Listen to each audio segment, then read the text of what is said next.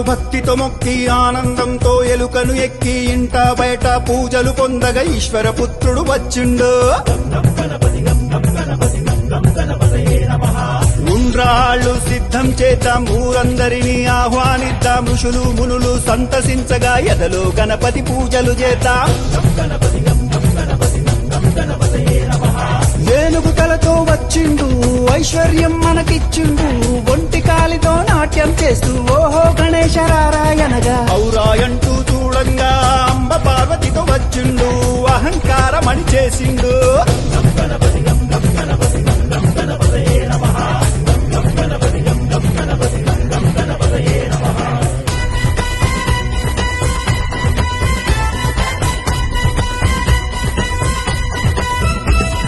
కడుపారా పాయసమే త్రాగి ఖర్జూర పండ్లను మెచ్చిండు, గట్టి పరుకుంచి గుంజీలు తీస్తే ఘనంగా దీవెనలిచ్చిండు, జ్ఞానమందరికి ఇచ్చిండు. చవితి నుండి 9 రాత్రులు చక్రం ఎత్తి అర్చన చేద్దాం, జన్మ జన్మల పుణ్యఫలంతో ఝంకారంతో గానం చేద్దాం. చక్కరిగాళ్లను మట్టు పెట్టి ఠం ఠమ్మని గంటలు మోగిద్దాం, తప్పుడు ఆగకుండా ఠం ఠమ్మని బాజా మ్రోగిద్దాం, రణమున గెలుపును సాధిద్దాం.